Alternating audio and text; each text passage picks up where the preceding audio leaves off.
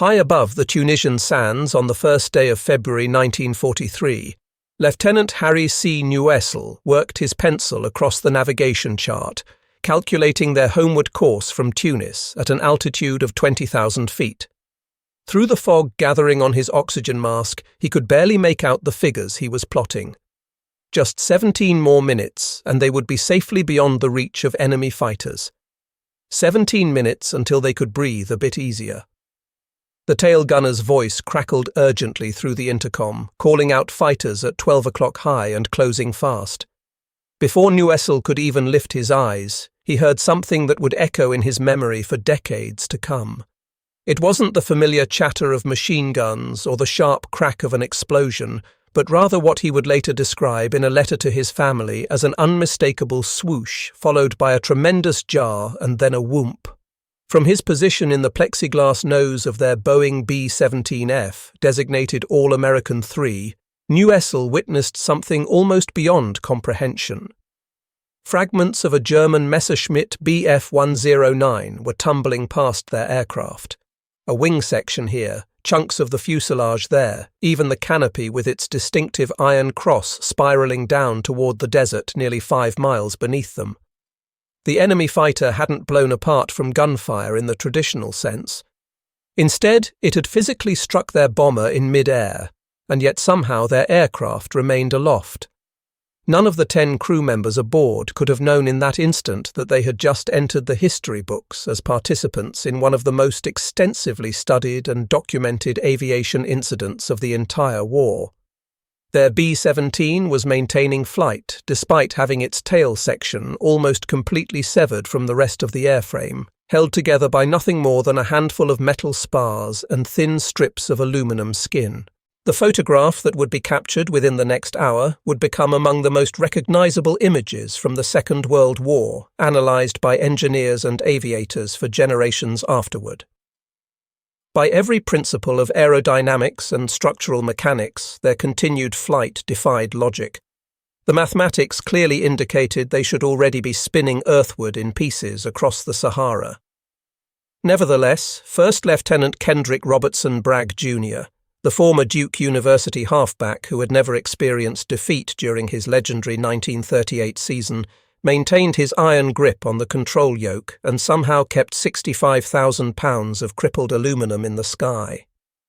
This single moment would initiate the most improbable survival narrative in aerial combat history, a testament to American manufacturing prowess and human resilience that would force the German Luftwaffe to fundamentally reconsider their evaluation of the B-17 Flying Fortress.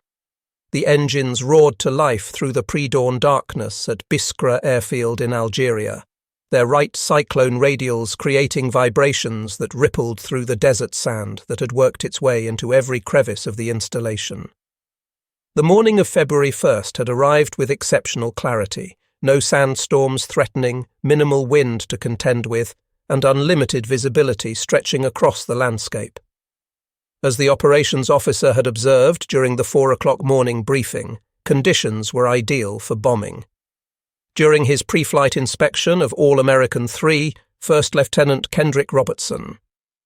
Sonny Bragg Jr. carefully examined the control surfaces. The 25-year-old carried himself with the understated confidence of someone who had already proven his worth in multiple arenas. Back in Savannah, newspapers still discussed his achievements with Duke's 1938 Iron Dukes, that undefeated team that had remained unscored upon throughout their regular season, the squad that simply couldn't be beaten. That same mental fortitude, that absolute refusal to accept failure, regardless of how impossible the circumstances appeared, had transferred seamlessly from the football field to the cockpit. The Boeing B-17F-5BO, bearing serial number 4124406, had been assigned to Bragg since late August of 1942. He had grown intimately familiar with every rivet, every peculiarity, every sound she produced. Manufactured at Boeing's Seattle facility, she had made the Atlantic crossing as part of Operation Bolero, the massive aerial build-up supporting the European theatre. The ground crew had emblazoned her name in prominent letters along the nose, All-American 3, the third aircraft to bear that optimistic designation, her two predecessors having been lost to the countless hazards of warfare. Technical Sergeant Joe C. James reported from his station at the flight engineers panel that she was running as smoothly as could be expected. James, who would also operate the top turret once they reached hostile territory, possessed the kind of mechanical intuition that distinguished exceptional engineers from merely competent ones. When James declared the ship ready, there was no question about her condition. The crew gathering that morning represented the peculiar egalitarianism of America's war machine, individuals from vastly disparate backgrounds brought together through training and common purpose. Second Lieutenant Godfrey Engel Jr., the co-pilot, hailed from a Connecticut family involved in banking. Navigator Harry C. Newessel had abandoned his engineering studies at the University of Minnesota to enlist with the Army Air Forces. Ralph Burbridge, the bombardier, had already earned his wings before the attack on Pearl Harbor, which made him among the most seasoned men aboard, despite being merely 23 years old. The enlisted personnel contributed their own specialized knowledge. Staff Sergeant Paul A. Galloway, the radio operator, had mastered the finicky liaison radios that maintained communication between bomber formations. The waist gunners, Staff Sergeant Michael Zuck and Sergeant Elton Conder, the latter a last-minute replacement from the 341st Squadron filling in for an indisposed crew member, meticulously checked and rechecked their 50 caliber Brownings. In the tail position, Staff Sergeant Sam T. Sarpolus, who would soon earn the moniker Lonesome Sam for reasons that would become terrifyingly apparent, settled into his isolated station with the composure of someone who had accepted his role as the bomber's most exposed defender. The 97th Bombardment Group had achieved the distinction of being the first American heavy bomber unit to engage in combat operations over Europe, launching their inaugural mission from England on the 17th of August, 1942. Following that, they had repositioned to North Africa as part of Operation Torch, providing support for the ground campaign aimed at expelling Axis forces from the continent. The group had already suffered significant losses, with aircraft and crews falling victim to enemy fighters, anti-aircraft fire, and the merciless calculations inherent in strategic bombing operations. The day's objective represented a vital junction in the German supply network, the port facilities at Tunis and Bizerte. Every ton of materiel reaching these harbours prolonged Axis resistance across North Africa. Every successful bombing sortie brought the Allies one step closer to clearing the continent and establishing the foundation for operations into southern Europe. The formation came together over the Mediterranean with the practiced precision of a carefully choreographed aerial dance. 12 B-17 from the 414th Bombardment Squadron assembled into their defensive box configuration, a three-dimensional arrangement engineered to maximize the overlapping fields of fire from their 50 caliber machine guns. All American 3 assumed her position on the right wing of the lead aircraft, Flaming Mamie, under the command of Major Robert Coulter, the squadron operations officer.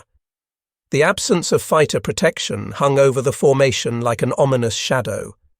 The P-38 Lightnings that should have been weaving protective patterns around them remained grounded with mechanical difficulties. The B-17s would need to depend entirely on their own defensive armament and the theory of mutual protection, a concept that had yet to be thoroughly validated against determined enemy fighter opposition. At 20,000 feet, temperatures dropped to 40 degrees below 0 Fahrenheit. Ice accumulated on the windows, while the crew's exhalations froze within their oxygen masks, necessitating constant clearing of ice crystals that threatened to obstruct their air supply. The electrically heated flight suits, representing a marvel of American technological innovation, waged a losing battle against the Arctic environment at altitude. Men frequently returned from missions suffering from frostbite injuries that rivaled their combat wounds in severity. Bombardier Ralph Burbridge announced over the intercom that the target was coming into view as Tunis materialized through scattered cloud cover below. The port teemed with activity, ships offloading supplies, trains positioned on sidings, trucks streaming toward the front lines where the Africa Corps was conducting its final stand against Montgomery's 8th Army and Patton's forces. The bomb run demanded absolute precision. For 3 continuous minutes, the aircraft had to maintain straight and level flight with no evasive maneuvers, while Burbridge synchronized his Norden bomb sight with the target below. The classified device, which the Americans protected so zealously that it was physically removed from aircraft after every mission, employed an intricate system of gyroscopes and mechanical calculations to determine the exact release point for the ordnance. Someone reported anti-aircraft fire rising toward them, though the observation was hardly necessary. Everyone could observe the black bursts blossoming around their formation, each one representing hundreds of shrapnel fragments seeking aluminum skin and human flesh. The German 88mm anti-aircraft guns, originally conceived as anti-tank weapons, had demonstrated devastating effectiveness against bombers. Each shell was fused to detonate at a predetermined altitude, creating a lethal box through which bombers had to navigate. Burbridge announced bombs away, and All-American 3 lurched upward as 4,000 pounds of high explosives separated from her bomb bay. Below, the port erupted in smoke and flames. Direct strikes on warehouse facilities, secondary detonations from stored ammunition, vessels listing at their moorings. A successful strike, perhaps their most effective yet. However, any celebration proved short-lived. As the formation banked westward toward home, enemy fighters materialized. Multiple gunners simultaneously called out bandits at 2 o'clock high, identifying them as 109s. 2 Messerschmitt Bf-109G-4 fighters plunged from their elevated position in the sun. The German pilots had absorbed harsh lessons that the B-17's defensive fire was most vulnerable from frontal approaches. The nose guns couldn't depress sufficiently to engage fighters attacking from low angles, and the top turret couldn't traverse quickly enough to track high-speed head-on attacks. The lead fighter, piloted by Oberleutnant Julius Meinberg of 11-JG2, temporarily attached to Jagdgeschwader 53 Picasse, commenced firing at 500 yards. His 20mm cannons and 13mm machine guns flashed along his wings as he poured rounds into flaming Mamie. The lead bomber shuddered beneath the onslaught, aluminum fragments peeling away like confetti. The second fighter, flown by Feldwebel Erich Paxia of 6-JG53, bore down on All-American 3. Paxia was far from inexperienced. With 16 confirmed victories to his credit, he had earned the Ehrenpokal der Luftwaffe, the honor goblet presented to accomplished fighter pilots. He understood precisely where to aim, the cockpit to eliminate the pilots, the engines to disable the bomber, the wing routes where fuel tanks resided. Something went catastrophically wrong. At 300 yards, Paxia initiated his escape maneuver, a half-roll designed to take him beneath the bomber and away from defensive fire. He had executed this maneuver countless times before. This time, whether from excessive confidence, target fixation, or a mechanical malfunction, he began the maneuver too late. Or perhaps, and this is where the historical record becomes critical, he never initiated it at all because he was already incapacitated or dead. Bombardier Ralph Burbridge would later recount having him squarely in his sights, describing how he could see the pilot's face through the windscreen. Then the top turret opened fire. Technical Sergeant James had acquired him as well. The fighter jerked violently, as though yanked by an invisible cord, and began a lazy roll to the right. Technical Sergeant Joe James, manning the twin 50 calibers in the top turret, had delivered a burst directly into the Bf-109's cockpit. At least one round, possibly several, had found Erich Paxia. Whether death was instantaneous or he was merely incapacitated remained unknown, but the effect proved identical. 2,000 pounds of fighter aircraft travelling in excess of 350 miles per hour suddenly lacked conscious control. The subsequent events unfolded in less than 2 seconds, yet would be scrutinised for decades. The Bf-109, in its uncontrolled roll, sliced into All-American 3 immediately aft of the waist gun positions. The German fighter's left wing carved through the bomber's fuselage like a blade through paper, creating a diagonal gash running from the base of the vertical stabilizer across to the left horizontal stabilizer, which was completely severed. Navigator Harry Newsell's contemporary account, written to his brother within days of the incident, offers the most visceral description of the collision. He described the fighter striking them with a swoosh and a bang that shook the entire aircraft, followed by his disbelief upon looking back through the companionway and seeing daylight where aircraft structure should have been. The physics of the impact defied understanding. The BF-109's wing, travelling at a relative velocity approaching 400 miles per hour, should have cleaved the B-17 completely in two. Instead, through sheer chance, or what many crew members would subsequently characterize as divine intervention, the fighter's wing missed the primary structural spars on the right side of the fuselage by mere inches. The tail section containing Staff Sergeant Sam Sarpolus remained attached by what investigators would later describe as the absolute minimum structural connection necessary to retain any semblance of control authority. The German fighter disintegrated catastrophically. Its wing, ripped away by the impact, remained partially embedded in the B-17's fuselage. The engine and forward fuselage tumbled away in a fireball. The tail section, with its distinctive yellow nose and black crosses, spun like a falling seed toward the desert below. Inside that burning wreckage was Feldwebel Erich Paxier, born the 7th of May, 1918, who would be posthumously awarded his Ehrenpokal on the 1st of March, 1943, never knowing that his death had generated one of aviation's most extraordinary survival accounts. The crew of All-American 3 had no opportunity to contemplate their attacker's fate. They faced their own catastrophic problems, difficulties that by every principle of physics and aerodynamics should have proven insurmountable.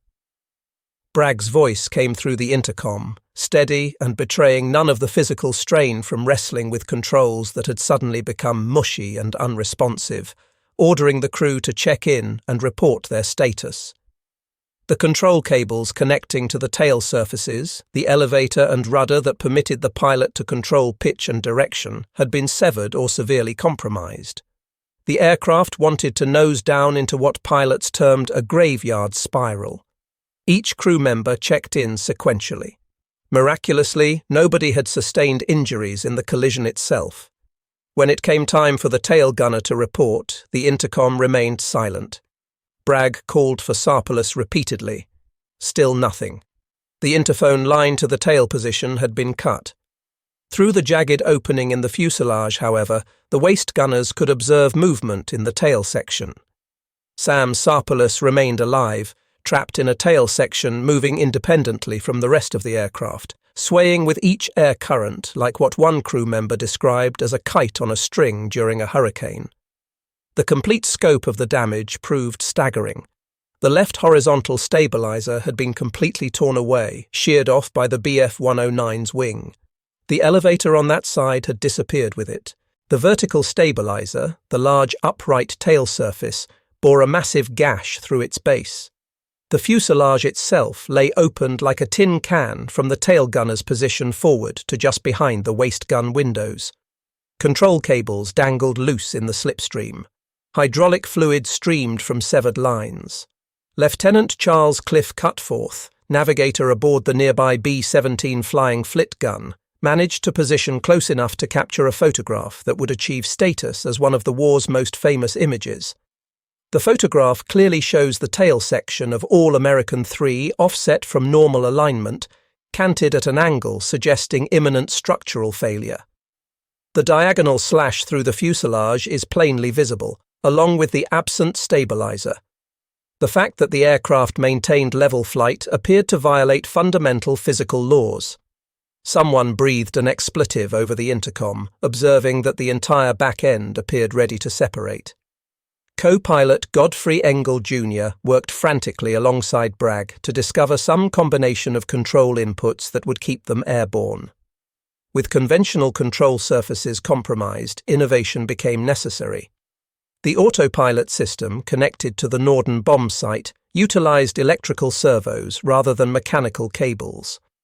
By partially engaging it, they could achieve some stability. Differential engine power, operating the left engines at higher settings than the right, could help counteract the tendency to yaw. Every input required gentleness and precision. Too much force on any control and the tail might simply tear away.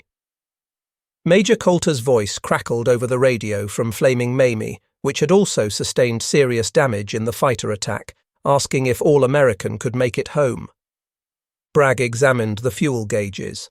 No major fuel leaks, tanks still indicating adequate reserves. All engines running, temperatures and pressures normal. The only issue with the aircraft was that it was missing a significant portion of its structure. A minor detail, really. Bragg responded that they were going to attempt it. In the nearly severed tail section, Staff Sergeant Sam T. Sarpolus confronted a decision that would have paralyzed most individuals. He could remain where he was, hoping the tail would hold until landing, or he could attempt crawling forward through the damaged fuselage to the relative safety of the main aircraft body. The tail section was moving independently, sometimes feet out of alignment with the rest of the aircraft. Each movement stressed the few remaining connections. Any sudden maneuver, any strong turbulence, and he would be riding 5 tons of aluminum to certain death. Sarpolus made his choice. Gathering his chest parachute, his equipment, and in a detail that would become legendary, a borrowed jacket belonging to Lieutenant Bragg, he began the most dangerous 30 feet he would ever traverse. The scene inside the fuselage resembled an apocalypse. Daylight streamed through tears in the aluminum skin. Wind howled through the gaps, creating a maelstrom of loose equipment, spent shell casings, and debris from the German fighter. The fuselage floor, never designed to support weight without the surrounding structure, flexed dangerously beneath his hands and knees. One misstep, one failure of the overstressed aluminum, and he would plummet through 5 miles of empty air. Waist gunner Michael Zuck observed Sarpolus's approach with a mixture of admiration and disbelief. He would later recall how Sarpolus came crawling through that chaos as though it were a casual Sunday stroll, calm as could be, dragging his gear behind him. Upon finally reaching them, the first thing Sarpolus did was hand the lieutenant's jacket to Zuck with instructions to ensure the skipper received it back, as he might need it upon landing. The journey that should have consumed seconds had required nearly 10 minutes, but Sam Sarpolus had successfully made it. All 10 crew members now occupied the forward section of the aircraft, positioned to bail out if necessary. The bomber formation faced a terrible dilemma. Standard operating procedure dictated that damaged aircraft unable to maintain pace should be abandoned, as they endangered the entire formation by forcing it to decelerate and become more vulnerable to fighter attack. The crews of the 414th Squadron, however, refused to abandon All-American 3. The formation tightened ranks around the wounded bomber, establishing a defensive shield with their collective firepower. This meant accepting greater risk for themselves, flying slower, maintaining formation longer, remaining in enemy airspace precious minutes beyond necessity. These were men who had trained together, endured the harsh conditions of North African bases together, and mourned lost friends together. The arithmetic of survival took second place to loyalty. The formation commander radioed that they would stay with All-American until she cleared fighter range, instructing them to keep her steady. The German fighters, observing the tight defensive formation and perhaps running low on fuel and ammunition, eventually disengaged. They had claimed their victories, or so they believed. Julius Meinberg, Erich Paxia's wingman, would survive the day despite suffering severe burns when defensive fire ignited his oxygen system. In his post-war memoir, he would claim a B-17 kill from this engagement. He was partially correct. Flaming Mamie would indeed go down, with Major Coulter and 6 crew members killed. But All-American 3 refused to die. As the formation finally crossed into Allied-controlled airspace, the other bombers began peeling away, waggling their wings in salute as they headed for Biskra. All-American 3, flying at reduced speed to minimize stress on the damaged structure, would make the journey alone. The flight from the target area to Biskra airfield should have required an hour. For All-American 3, struggling to remain airborne, it would consume 90 minutes that felt like 90 years. Every air pocket, every bit of turbulence, sent shudders through the aircraft that made the crew hold their breath. The tail section continued its independent movement, sometimes aligned with the fuselage, sometimes canted at angles that defied belief. Bragg and Engel developed a rhythm, a delicate dance with the dying aircraft. Gentle pressure on the yoke, never sudden movements. Adjust throttles incrementally, sense the aircraft's response, adjust again. They flew more by instinct than by instruments, feeling through their hands and feet what the aircraft could tolerate. Flight engineer Joe James monitored the engines obsessively. Number 3 was running slightly hot, possibly from debris damage, but still within acceptable parameters. Oil pressure steady across all 4. Fuel consumption actually improved due to their reduced speed. The Wright Cyclone radials, constructed in factories across America by workers who would never know how their precision saved lives, continued their steady thunder. Bragg asked the navigator for distance to base. Harry Newsell had been continuously calculating and recalculating their position. The damage had affected the aircraft's trim, causing it to fly slightly sideways in what pilots call a crab. This affected both their speed and fuel consumption, but his calculations indicated they would make it, albeit with minimal reserves. 40 minutes to base, with weather still clear. Radio operator Paul Galloway had maintained constant contact with Biskra Tower, updating them on the aircraft's condition. The base had mobilized every available emergency vehicle. Ambulances, fire trucks, and crash crews lined the runway. The base commander himself had arrived at the tower to monitor the situation. The crew proceeded through their landing preparation with mechanical precision, each man checking and rechecking their equipment. They kept their parachutes on. If the tail separated during landing, they might have mere seconds to evacuate. Waist gunners Zuck and Conda cleared loose equipment that could become projectiles in a crash. Bombardier Burbridge secured the bomb site. They understood the Norden's capabilities and limitations intimately. German technical analysis had determined that a B-17 required approximately 20 hits from 20mm cannon shells to ensure destruction. The aircraft's multiple redundant systems, self-sealing fuel tanks, and robust construction made it frustratingly difficult to bring down. A B-17 flying with half its tail missing exceeded their calculations. Initial reports were met with skepticism. Surely the pilots had been mistaken. Perhaps the bomber had crashed later, beyond observation.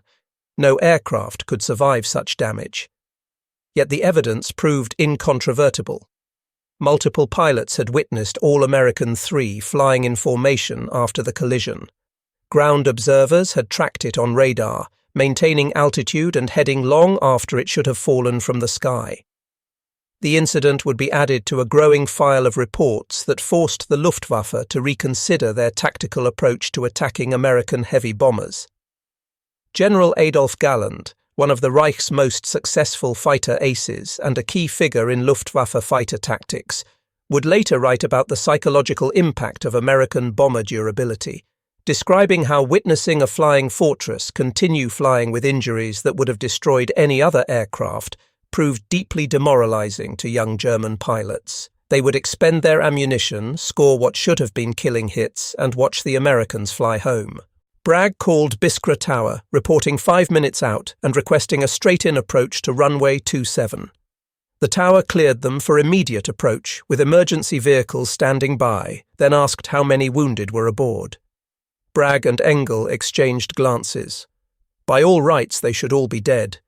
Yet here they were, 10 men without a scratch among them, at least not from the collision. Bragg reported no wounded, just requesting a straight approach due to structural damage. The understatement of the year. Through the windscreen, the brown expanse of Biskra airfield materialized from the desert haze. Home, safety, solid ground. The most beautiful sight any of them had ever witnessed. Engel announced gear coming down, moving the lever. The landing gear operated on a separate hydraulic system from the control surfaces, and to everyone's relief, they heard and felt the reassuring thunk of wheels locking into position. 3 green lights on the panel confirmed the gear was down and locked. Engel asked about flaps. Bragg considered carefully. Flaps would slow them for landing, but would also alter airflow over the tail, potentially adding stress to the damaged structure. He decided against flaps, opting to come in hot and use the entire runway. The approach demanded every ounce of skill Bragg had developed through hundreds of hours of flight training. The aircraft resisted flying straight. It wanted to yaw, to roll, to pitch down. Every correction required an opposite correction, a constant battle against aerodynamic forces that should have prevailed 80 miles ago. 1 mile out, then half a mile. The runway rushed up to meet them, wider and more welcome than any runway had ever been. Ground crews lined the taxiways, watching in stunned silence as the impossible aircraft made its final approach. Some would later claim they could see daylight through the fuselage from a quarter-mile away. The main wheels touched the sand-swept runway at 110 miles per hour, faster than normal, but as gently as Bragg could manage. The aircraft settled, and for a moment the landing seemed textbook perfect. Then physics reasserted itself. Without the tail wheel, which had been destroyed in the collision, the tail section dropped to the runway surface. The aircraft became a 65,000-pound sled, grinding down the runway in a shower of sparks and aluminum fragments. The sound defied description. Metal on concrete, a shriek audible for miles. Bragg and Engel stood on the brakes, fighting to keep the aircraft straight as it decelerated. Without the tail wheel and with compromised rudder control, any deviation from straight ahead could cause a ground loop, a violent rotation that would certainly tear the aircraft apart. 100 yards, 200, 300. The aircraft finally ground to a stop, sitting at an awkward angle with its tail on the runway and its nose pointed skyward. For a moment, nobody moved. Then, as if on signal, all 10 crew members scrambled for the exits. They assembled on the runway, looking back at their aircraft in disbelief. The damage exceeded even their worst imaginings. The tail section hung at an impossible angle, connected to the fuselage by what appeared to be strips of aluminum no thicker than heavy paper. How it had held together for 90 minutes of flight transcended comprehension. The flight surgeon rushed up with his medical team, but Bragg told him they were all fine, not a scratch. The doctor looked from the crew to the aircraft and back again, his expression suggesting he was witnessing either a miracle or a mass hallucination. What happened next would become part of the legend, told and retold in ready rooms across the theatre. 3 ground crew members from another squadron, curious about the damage, climbed aboard All-American 3 to examine it more closely. They made their way aft, peering through the gash in the fuselage, marvelling at the destruction. Their combined weight, perhaps 500 pounds, proved the final straw. With a grinding, tearing sound of overstressed metal finally yielding, the tail section separated completely from the fuselage and collapsed onto the runway. The 3 airmen scrambled clear, white-faced and shaking, suddenly comprehending just how close to death the aircrew had been for the last 2 hours. Master Sergeant Hank Highland, the crew chief responsible for All-American 3, walked slowly around the wreckage, taking notes on a clipboard. His task would be determining whether the aircraft could be repaired or should be written off as a total loss. It should have been an academic question. No aircraft this badly damaged could ever fly again. This was 1943, however, and America was producing B-17 at an astonishing rate. In Seattle, Burbank and Long Beach, workers were completing a new flying fortress every few hours. The production lines operated 24 hours daily, 7 days weekly, staffed by men too old or too young for military service and by women who had never seen the inside of a factory before Pearl Harbor. Highland examined the serial number painted on the tail. This aircraft had already survived more than any machine should be expected to endure. Perhaps she had one more miracle remaining. Conventional wisdom declared All-American 3 finished. The damage was too extensive, the structural integrity too compromised. In any other air force, she would have been cannibalized for spare parts and the remainder scrapped. The United States Army Air Forces in 1943 operated on a different philosophy. If it could be fixed, it would be fixed. Master Sergeant Hyland and the men of the 50th Air Service Squadron spent 6 weeks performing what could only be described as major surgery. They located a tail section from another B-17 that had been damaged beyond repair in a landing accident. Using techniques more appropriate to a shipyard than an aircraft maintenance facility, they grafted the salvaged tail onto All-American 3. The work proved meticulous and exhausting. Every rivet had to be perfect, every control cable had to be properly tensioned, every electrical connection had to be tested and retested. The men laboured in desert heat that could reach 120 degrees Fahrenheit, then through desert nights when temperatures would plummet toward freezing. They worked because every repaired aircraft meant one more bomber to strike at the enemy, one step closer to ending the war. The repair was crude by Boeing factory standards. The aircraft would never be the same. She would be slower, less responsive, prone to vibrations that hadn't existed before. On the 10th of May, 1943, All-American 3 flew again, carrying another crew on a mission to Sicily. The ground crews watched her take off with a mixture of pride and apprehension. They had resurrected her from the dead, but would she hold together? She did. All-American 3 would continue flying missions, though relegated to less demanding roles: transport flights, training missions, easier runs to areas where fighter opposition was unlikely. She had earned the right to an easier life. On the 6th of March 1945, at Lucera Airfield in Italy, she was finally retired and salvaged, her war concluded at last. Research into the identity of the German pilot who collided with All-American 3 reveals a young man whose story intersected with history in the most violent manner possible. Feldwebel Erich Paxier was 24 years old on the 1st of February 1943, just a year younger than Kendrick Bragg.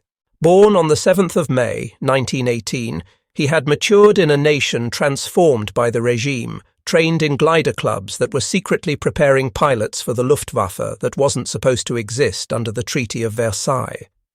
By early 1943, Paxier had proven himself an exceptional fighter pilot.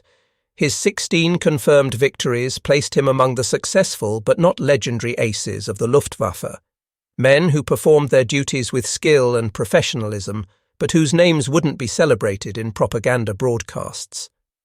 He flew with 6-stroke Jagdgeschwader 53, one of the most successful fighter wings in the Luftwaffe, credited with over 4,000 Allied aircraft destroyed during the war.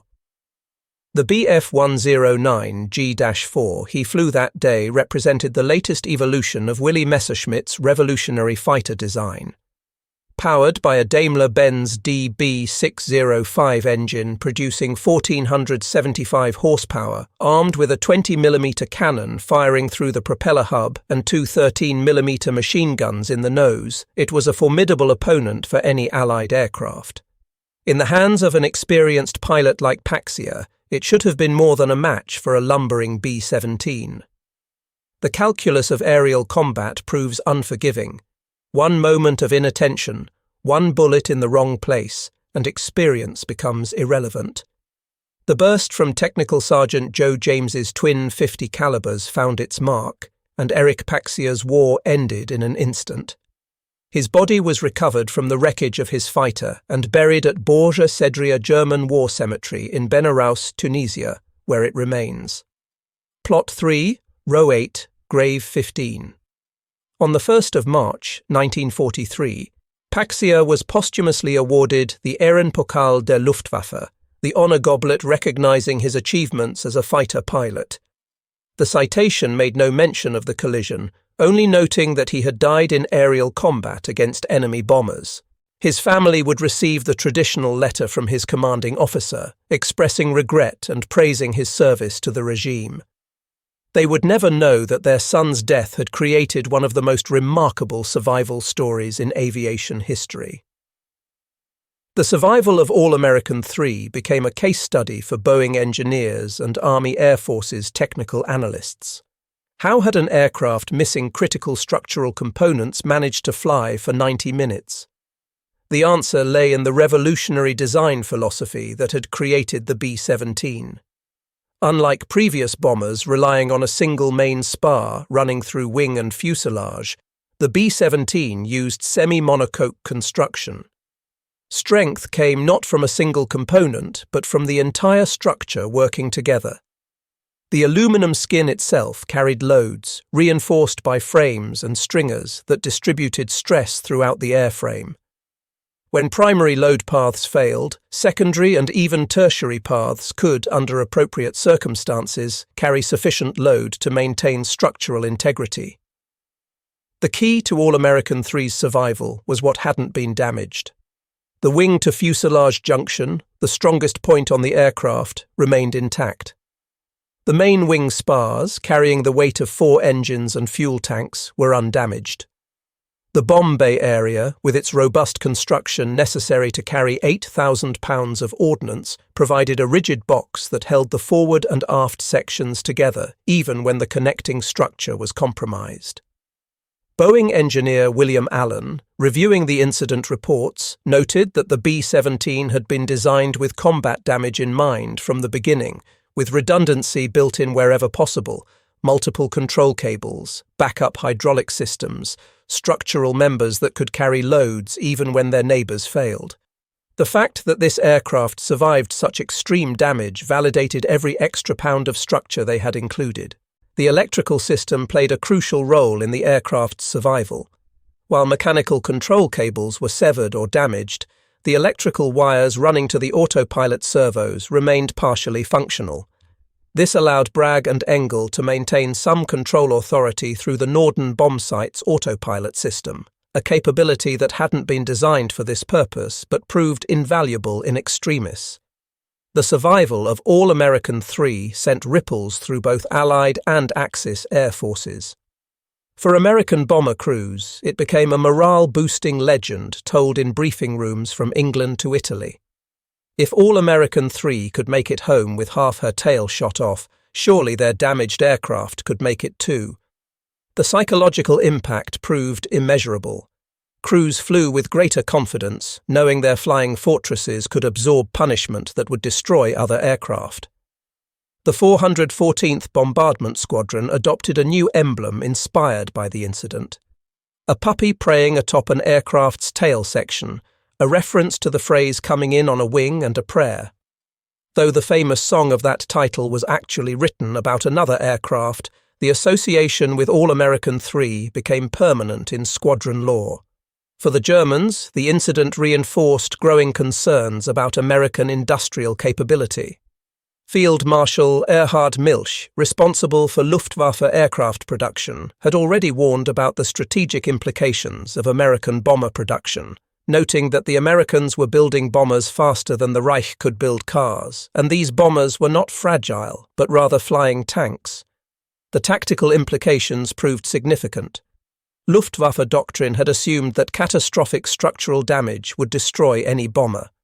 Pilots were trained to aim for critical points, wing routes, cockpits, bomb bays, where a few well-placed cannon shells should prove fatal.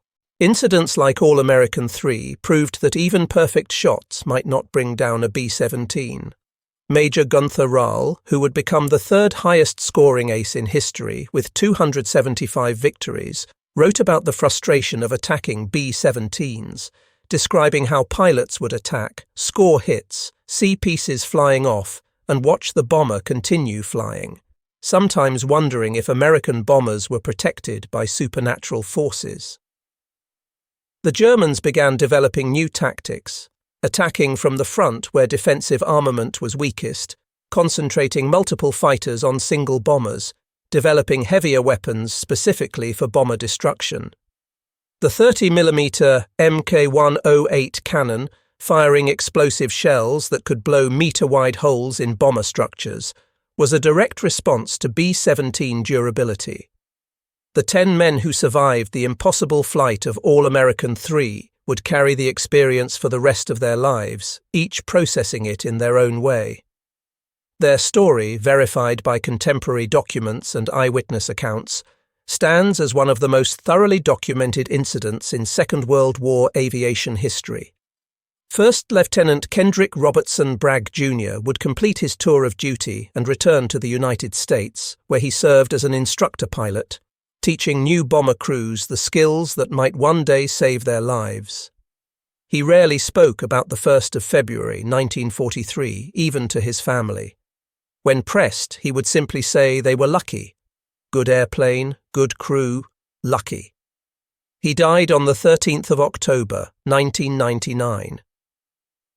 Navigator Harry Newsell would recount that when he looked back and saw daylight through the airplane, he thought they were finished, but Bragg and Engel kept her flying somehow. Newsell would pass away on the 27th of June, 1991, at age 74. Bombardier Ralph Burbridge became the crew's unofficial historian, spending decades correcting the myths that accumulated around their story. In interviews conducted near the end of his life, he systematically debunked embellishments. No, they hadn't used parachute cords to hold the plane together. No, they hadn't completed their bomb run after the collision. It happened on the way home. No, they weren't headed for England, but back to their base in Algeria. Burbridge understood that the true story was remarkable enough without exaggeration. He died on the 3rd of February 2013 at age 92, one of the last surviving witnesses to that day over Tunisia. Co-pilot Godfrey Engel Jr. returned to Connecticut after the war, rarely speaking of his military service. Those who knew him said he would sometimes unconsciously move his hands as if working aircraft controls, especially during thunderstorms. He lived until the 3rd of May 2007, dying at age 92 with his family around him. Technical Sergeant Joe C. James, whose guns had killed Erich Paxia and precipitated the collision, struggled with the complexity of his role in the event. He had saved his crew by shooting down an attacking fighter, but that action had led to a collision that nearly killed them all. The paradox haunted him. He would say, when asked that he did his job, that's all any of them did, their job. The waist gunners, Michael Zuck and Elton Conda, maintained that watching Sam Sarpolus crawl through the destroyed fuselage was the bravest thing they witnessed in the war. Zuck said in a 1985 interview that they saw a lot of brave men do brave things, but Sam crawling through that mess, calm as could be, that was something special. Staff Sergeant Sam T. Sarpolus himself, Lonesome Sam, who had ridden the severed tail section, became something of a legend in the Army Air Forces. His matter-of-fact courage, exemplified by his concern for returning Bragg's jacket, represented the kind of unflappable determination that characterized the best of American aircrew. When asked about his crawl through the damaged fuselage, he said what else was he going to do? Sit there and wait to fall out of the sky? Better to die trying than die waiting. Radio operator Paul Galloway would note that maintaining communication with the base during the return flight was one of the hardest things he ever did, with every lurch of the plane making him think they were coming apart, but he kept transmitting their position, keeping his voice steady, wanting them to know where to find them if they went down. The photograph taken by Lieutenant Charles Cliff Cutforth from Flying Flit Gun became one of the Second World War's most analysed images. Catalogued officially, it shows All-American 3 in profile against the North African desert, the damage to her tail section clearly visible. The image would be studied by engineers, pilots, and historians for decades, each searching for clues to explain the impossible. What the photograph reveals is both devastating damage and improbable survival. The left horizontal stabilizer is completely gone. The vertical stabilizer shows a massive diagonal gash. The fuselage is opened from the tail gunner's position forward. Yet the aircraft maintains level flight, all 4 engines running, no sign of the imminent structural failure that physics demands should be occurring. The photograph has been frequently misattributed and misidentified over the years, claimed to show the aircraft over the English Channel, escorted by fighters that didn't exist yet, published with captions claiming it was taken from a German fighter, with some versions doctored to make the damage appear even more dramatic. The original authenticated photograph needs no embellishment. It captures a moment that shouldn't exist, an aircraft flying despite damage that exceeds all design tolerances, all safety margins, all reasonable expectations. It is visual proof of what 10 men achieved through skill, determination, and what many would call divine intervention. The incident of the 1st of February, 1943, occurred at a crucial juncture in the North African campaign. The Africa Corps, once seemingly invincible under their famous general, was being squeezed between Montgomery's forces advancing from the east and American forces pushing from the west. The port facilities at Tunis and Bizerte, the targets of that day's mission, were vital lifelines for Axis forces. Every successful bombing mission hastened the inevitable German surrender in North Africa. Within 3 months of All-American III's miraculous return, Axis forces in North Africa would capitulate. On the 13th of May, 1943, nearly 250,000 German and Italian soldiers surrendered in Tunisia, a defeat comparable to Stalingrad in its impact on German military capability. The bombers of the 97th Bombardment Group, including the repaired All-American III, had played their part in this victory. The B-17 Flying Fortress would become the most iconic American bomber of the Second World War. Though the B-24 Liberator was produced in greater numbers and could carry a heavier bomb load farther, it was the B-17 that captured public imagination. Its ability to absorb punishment and bring its crews home became legendary. By war's end, B-17s had dropped 640,036 tons of bombs on European targets, more than any other American aircraft. The cost proved staggering. Of the 12,731 B-17s produced, 4,735 were lost in combat. Each loss represented 10 young men who wouldn't come home. The survival rate for bomber crews was among the lowest in the military. Completion of a 25-mission tour, later raised to 35, was considered beating the odds. The miracle of All-American III stood in stark contrast to the brutal arithmetic of strategic bombing.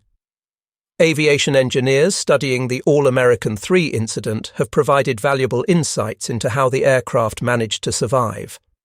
Analysis suggests that the aircraft was operating at the absolute margins of controllability. The centre of gravity had shifted dramatically aft due to the lost structure, putting the aircraft into a condition that would challenge even modern flight control systems. Key factors in survival were structural redundancy, with the B-17's design including multiple load paths for critical forces. Speed reduction, with every mile per hour of decreased speed reducing stress exponentially. Gentle control inputs that kept forces within survivable limits. Weight distribution that actually helped by shifting the centre of gravity forward. And environmental factors, with relatively smooth air over the North African desert, meaning no severe turbulence to stress the damaged structure. The engineering community continues to study this incident as an example of how robust design and skilled piloting can combine to achieve seemingly impossible outcomes. Lessons learned from All-American III influenced post-war aircraft design, particularly in areas of structural redundancy and battle damage tolerance. Research into Luftwaffe archives provides the German perspective on the incident. The loss of Erich Paxier was recorded in the war diary with typical German precision, noting that he failed to return from combat mission against American bomber formation, witnessed colliding with enemy aircraft and pilot lost. What the official records don't capture is the impact such incidents had on German fighter morale.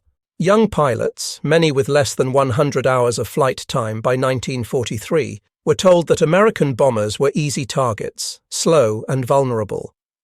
Then they would attack these easy targets and watch them absorb incredible damage and keep flying.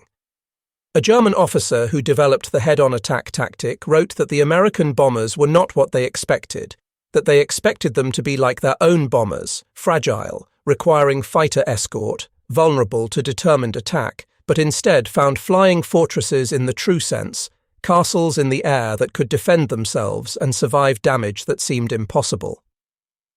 the Luftwaffe began keeping detailed records of B-17 survivability, trying to determine weak points and optimal attack angles.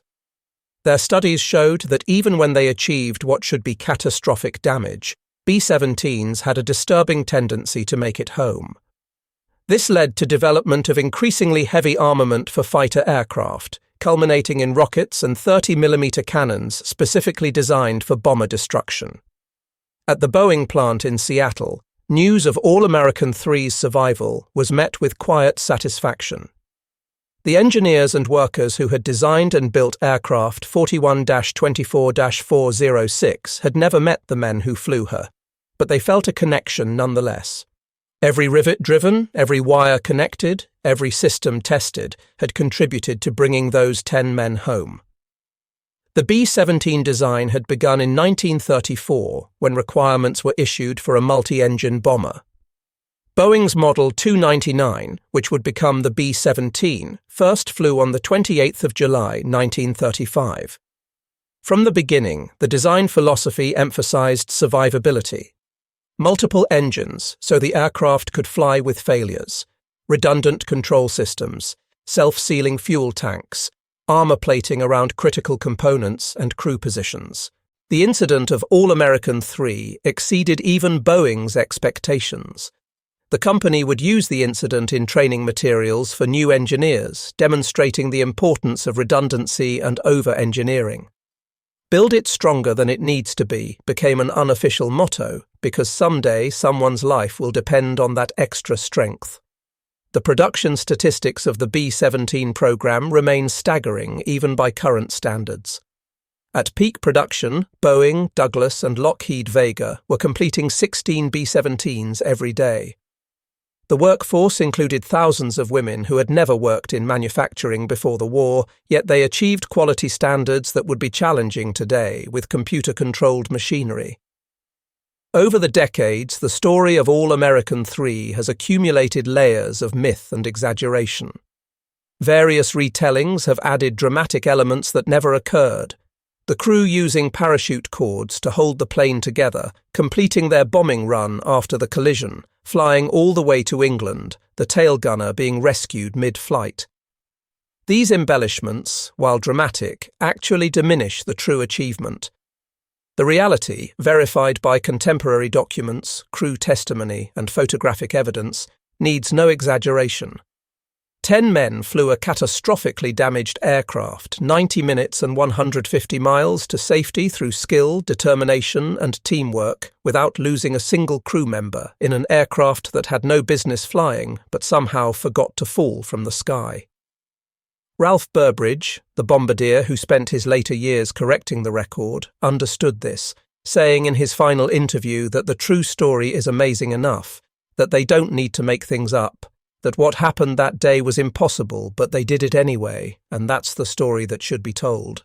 The 414th Bombardment Squadron would fly 178 combat missions during the war, losing 85 aircraft and hundreds of aircrew. No story from their combat records matched All-American 3 for sheer impossibility. The incident became part of squadron identity, a touchstone story that defined what they were capable of achieving. The squadron's new emblem, inspired by the incident, showed a puppy praying atop a tail section. The choice of a puppy rather than a more martial symbol reflected the youth of the aircrew, most in their early 20s, and their vulnerability in the face of enemy fighters and flak. Yet the praying attitude suggested both hope and the divine intervention many crew members genuinely believed had saved All-American 3. Veterans of the 414th would gather for reunions decades after the war, and inevitably someone would retell the story of the 1st of February 1943. Men who had flown their own harrowing missions, who had their own stories of survival against the odds, would listen with respect to the tale of the bomber that refused to die.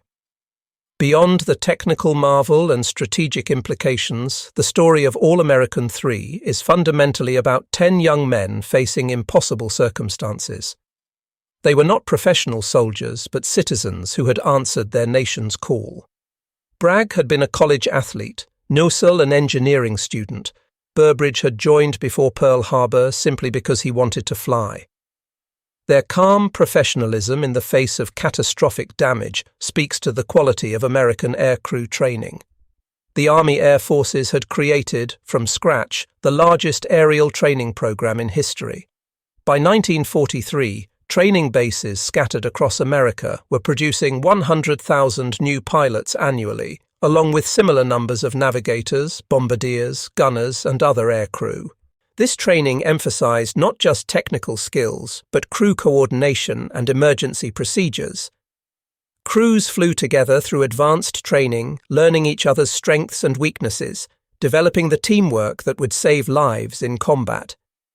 The crew of All-American 3 had flown together for months, creating the mutual trust that allowed them to function effectively even when their aircraft was literally falling apart around them. While the survival of one bomber might seem tactically insignificant in a war involving thousands of aircraft, the strategic impact was considerable.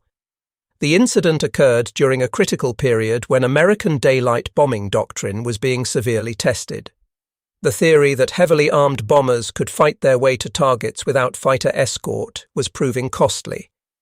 Incidents like All-American 3 provided evidence that the B-17 could at least survive the journey home even when severely damaged.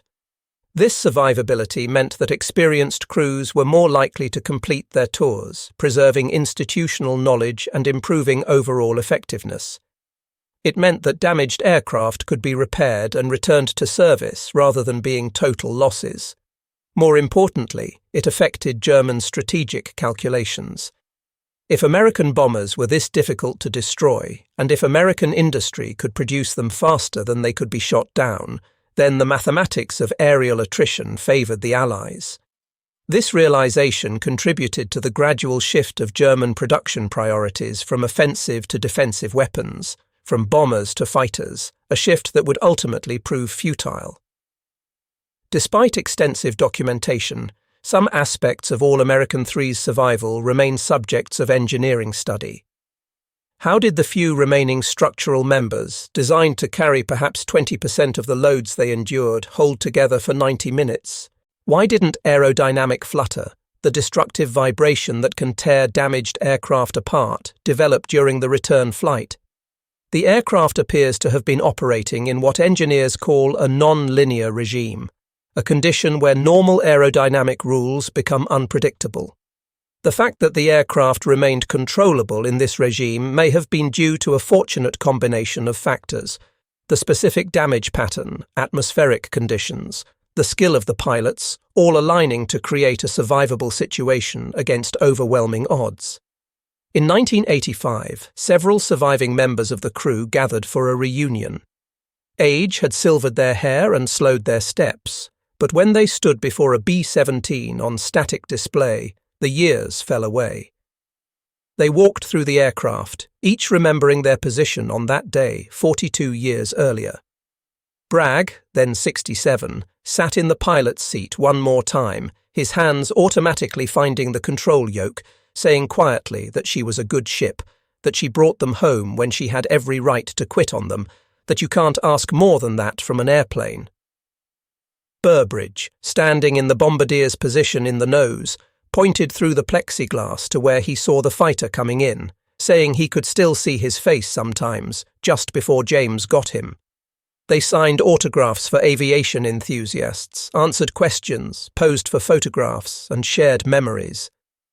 There were also long silences, moments when each man was back over Tunisia, feeling the aircraft shudder from the impact, wondering if the next second would be their last. Military historians have placed the incident within the broader context of the air war, recognizing that it exemplifies both the robustness of American bomber design and the courage of the young men who flew them, demonstrating that survival in aerial combat often depended on a combination of good engineering, skilled piloting, and simple luck. The incident also influenced post-war aviation design, with the concept of redundancy, of building aircraft that could survive battle damage, becoming central to military aircraft design. Modern combat aircraft incorporate lessons learned from B-17 combat experience, including multiple hydraulic systems, redundant flight controls, and structural designs that prevent catastrophic failure from localized damage. The statistics of All-American 3's survival remain compelling. 90 minutes flight time from collision to landing, 150 miles distance flown with catastrophic damage, 20,000 feet altitude at impact, 10 crew members who all survived uninjured, effectively zero structural connection remaining, 6 weeks to repair and return to service, one photograph that captured the impossible for history, 16 victories in Erich Paxia's combat record before the collision, and serial number 41-24-406 that should have been on a loss report. These numbers tell a story of survival that shouldn't have been possible yet was meticulously documented and verified. Today, only a handful of B-17s remain airworthy, maintained by dedicated organizations that keep the memory of the flying fortress alive. When these aircraft appear at air shows, elderly veterans and aviation enthusiasts gather to see them, to hear the distinctive sound of Wright Cyclone engines, to remember. The story of All-American 3 is told at these gatherings, usually by someone who knew someone who was there or who has studied the incident in detail. Young people listen with skepticism. Surely the story has been exaggerated. Then they see the photograph, read the crew testimonies, examine the technical reports, and skepticism turns to amazement. The aircraft herself is long gone, scrapped in 1945 after giving everything she had to give, but her story endures in museums, in books, in the memories of an ever-dwindling number of veterans. She has become more than just an aircraft. She has become a symbol of American industrial capability, of aircrew courage, and of the sometimes inexplicable nature of survival in war. In his last interview before his death in 2013, Bombardier Ralph Burbridge was asked what message he wanted to leave about All-American 3. He thought for a long moment before answering that they were just doing their job. That's what people today need to understand. That they weren't heroes. They were young men far from home doing a job that needed doing. That the airplane was built by people doing their job, building the best bomber they could, and when they got hit, everyone did their job, with the pilot flying, the gunners watching for fighters, helping navigate, Sam crawling out of the tail. He said the miracle wasn't that they survived, but that thousands of people, from the factory workers who built their plane to the ground crews who patched her up, all did their jobs well enough that when everything went wrong, they had a chance. That's the American way. Everyone doing their part. And sometimes when you need it most, it all comes together and works. He concluded that they flew home in an airplane that couldn't fly, landed a plane that couldn't land, and walked away from what should have been their grave, and if that's not a miracle, he didn't know what is. The story of All-American 3 transcends the boundaries of a simple combat narrative, representing a moment when the impossible became possible, when engineering excellence met human determination and created an outcome that still challenges our understanding of what aircraft can survive. The 10 men who flew home on the 1st of February 1943 were carried not just by 4 Wright Cyclone engines and Boeing aluminum, but by the accumulated expertise of American industry, the training of the Army Air Forces, and perhaps something more, call it luck, fate, or divine intervention. Their survival proved that the B-17 Flying Fortress had earned its name not through propaganda, but through demonstrated capability. For the Germans who witnessed it, the incident was a glimpse of what they were truly fighting. Not just American aircraft, but American industrial might, American training systems, and American determination. For a Luftwaffe already struggling with the mathematics of attrition, All-American 3 was proof that the numbers would never add up in their favor. The photograph taken that day, a B-17 flying with its tail nearly severed, has become one of the iconic images of the war, but it represents more than just one miraculous survival. It captures the essence of the American air campaign, damaged but still flying, wounded but still fighting, against all odds but still coming home. Bragg and his crew didn't set out to make history on the 1st of February 1943. They set out to bomb a target and return to base, just another mission in a war that seemed endless. When disaster struck, when a dying German fighter sliced their aircraft nearly in half, they responded with the kind of quiet professionalism that characterized the best of their generation. They didn't panic. They didn't give up. They simply did what needed to be done, each man at his position, each doing his job, trusting in their aircraft, their training, and each other. In doing so, they created a story that would outlive them all, a testament to what becomes possible when engineering excellence meets human courage. The Germans were shocked when they saw two aircraft become one, when fighter and bomber merged in a violent embrace that should have destroyed both. Even more shocked when the American bomber, against every law of physics and probability, flew home. It was a preview of American industrial and military capability that would eventually overwhelm the regime. All American 3 flew home on the 1st of February 1943, carrying 10 men who should have died but didn't, in an aircraft that couldn't fly but did. She carried more than her crew. She carried proof that American bombers were tougher than anyone imagined, that American air crews were equal to any challenge, and that sometimes in war's darkest moments, the impossible becomes possible. The tail section that finally fell off after landing, that couldn't support the weight of 3 curious ground crew members, had somehow supported itself in flight for 90 minutes. It remains one of aviation's enduring mysteries, a reminder that human courage and determination can sometimes overcome even the laws of physics. Today, when engineers study the incident, when historians document it, when veterans remember it, they all come to the same conclusion. This shouldn't have been possible. Yet the evidence is incontrovertible. The photographs, the testimonies, the official records all confirm that All American 3 flew home when she should have fallen from the sky. In that impossibility lies the true meaning of the story. It reminds us that in the extremity of human experience, when life and death hang in the balance, ordinary people can achieve extraordinary things.